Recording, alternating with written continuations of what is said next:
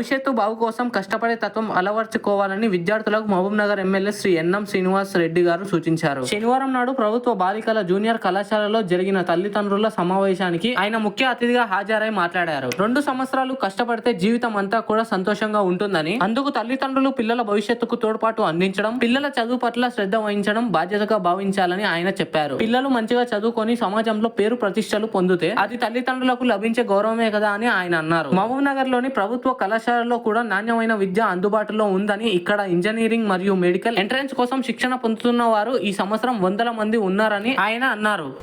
మహబూబ్నగర్ పట్టణంలోని government girls junior కాలేజ్లో ఈరోజు పేరెంట్స్ టీచర్స్ మీటింగ్ జరిగింది. చాలామంది పేరెంట్స్ ఈ మీటింగ్లో పాల్గొనడం జరిగింది. వాళ్ళ పిల్లలు ఎలా చదువుతున్నారు, లెక్చరర్స్ ఎట్లా పాఠం చెప్తా ఉన్నారు అని చెప్పి ఇంటరాక్షన్ కూడా చేయడం జరిగింది. నేను కూడా ఈ మీటింగ్లో పాల్గొని వాళ్ళందరి అభిప్రాయాలు తీసుకున్నాం. పేరెంట్స్ చాలా సంతోషంగా ఉన్నారు. మంచి ఎడ్యుకేషన్ ఇస్తూ ఉన్నారు. ఈ కాలేజీలో ప్రిన్సిపల్ గారు కానీ లెక్చరర్స్ కానీ చాలా శ్రద్ధ తీసుకుంటా ఉన్నారని చెప్పి పేరెంట్స్ చెప్పడం జరిగింది. సో అవన్నీ విని చాలా సంతోషం వేస్తూ ఉంది. నేను ఈరోజు ఒక మాట చెప్పదలుచుకున్న మహబూబ్నగర్ ప్రజలకు. డెవలప్మెంట్ అంటే ఏంది? ఓ 4 రోడ్లు వేసి 4 బిల్డింగ్లు కడితే డెవలప్మెంట్ కాదు. రోడ్డు వేస్తే మళ్ళీ 4 ఏళ్లలో అది ఖరాబ్ అయిపోతుంది, మళ్ళీ దాని మీద ఇంకో రోడ్డు వేయాలి. నిజమైన డెవలప్మెంట్ అంటే మానవ వనరులను అభివృద్ధి చేస్తేనే అసలైన డెవలప్మెంట్. నాణ్యమైన విద్య మన పిల్లలకి ఇస్తే ఆ విద్యను ఉపయోగించుకొని వాళ్ళు తమ కాళ్ళ మీద తాము నిలబడితే ఆ డెవలప్మెంట్ 60-70 సంవత్సరాలు ఉపయోగపడుతుంది సమాజానికి. అందుకే మేము ఎమ్మెల్యేగా, నేను ముఖ్యమంత్రిగా రేవంత్ రెడ్డి గారు అసలైన డెవలప్మెంట్ తెలంగాణ ప్రజలకు ఇవ్వాలి అని చెప్పి కంకణం కట్టుకున్నాం. విద్యా వ్యవస్థను సమూలంగా మార్పు చేసి విద్య మీద సమాజానికి మొత్తానికి ఒక ఆసక్తి కనబరిచేలాగా కార్యక్రమాలు తయారు చేయాలని చెప్పి ఆలోచిస్తూ ఉన్నాం. టీచర్లు కూడా మా విధానాలకు అనుగుణంగా వాళ్ళు కూడా శ్రమిస్తూ ఉన్నారు.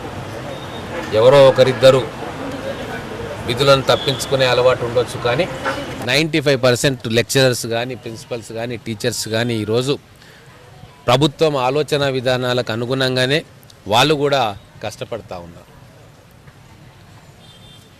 వాళ్ళకి ఇన్ఫ్రాస్ట్రక్చర్ ప్రొవైడ్ చేయడంలో మంచి కాలేజ్ బిల్డింగ్లు ఇవ్వడం, టాయిలెట్స్ ఇవ్వడం, పిల్లలకు అన్ని రకాల వసతులు పాఠశాలలో కళాశాలలో ఇవ్వడం, వాళ్ళకు టెక్నాలజీ కోసం కంప్యూటర్ సిస్టమ్స్ ఇవ్వడం, వాళ్ళు కింద కూర్చోకుండా బెంచెస్ మీద కూర్చోవడం, వాళ్ళ క్లాస్ రూమ్స్లో ఫ్యాన్స్ అరేంజ్ చేయడం, ఇటువంటి చిన్న చిన్న వసతులు కూడా గత 10 సంవత్సరాల్లో పట్టించుకున్న పాపన పోలే.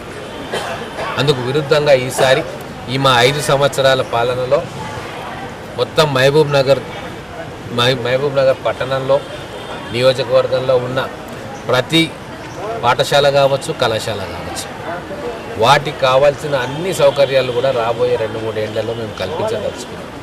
మా దృష్టిలో ఇదే అసలైన అభివృద్ధి. మా దృష్టిలో ఇదే కుటుంబాలను నిలబెడుతుంది, సమాజాన్ని నిలబెడుతుంది. కాబట్టే నా అందరం ఎమ్మెల్యేలను కూడా విద్య మీద ఫోకస్ పెట్టినాం. పర్సనల్గా కూడా మేము చేయాల్సిన సహాయం చేస్తూ ఉన్నాం.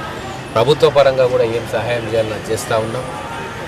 ఈ ఒక్క సంవత్సరంలోనే ఇంత ఆర్థిక సంక్షేమం ఉన్న సంవత్సరంలోనే మేము గట్టి పునాది వేసినామని నమ్ముతా ఉన్నాం. విద్య విషయంలో మహబూబ్ నగర్లో మనము స్కిల్ డెవలప్మెంట్ సెంటర్ తెచ్చుకున్నాం. ఐటీఐలను అడ్వాన్స్ టెక్నాలజీ సెంటర్గా మార్చుకుంటున్నాం. డిగ్రీ కాలేజీలో కొత్త కోర్సులు తీసుకొచ్చుకున్నాం.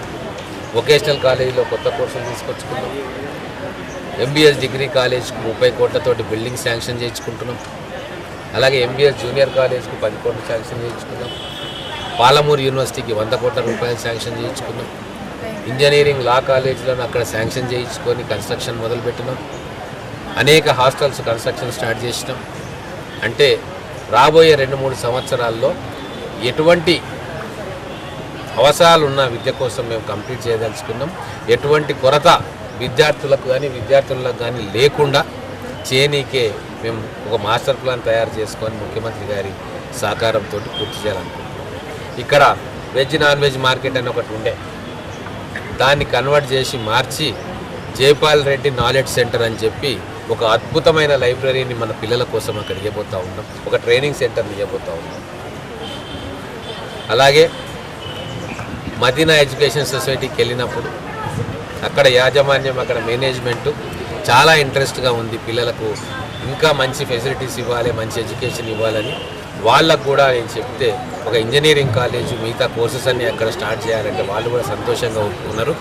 ఖచ్చితంగా మహబూబ్ నగర్ అనేది ఒక ఎడ్యుకేషనల్ హబ్గా ఇక్కడ గవర్నమెంట్, ప్రైవేట్ ఇన్స్టిట్యూషన్స్ ఇంకా చాలా రావాలని చెప్పి వాళ్ళకు అన్ని రకాలుగా మద్దతు ఇవ్వడానికి నేను సిద్ధంగా ఉన్నా.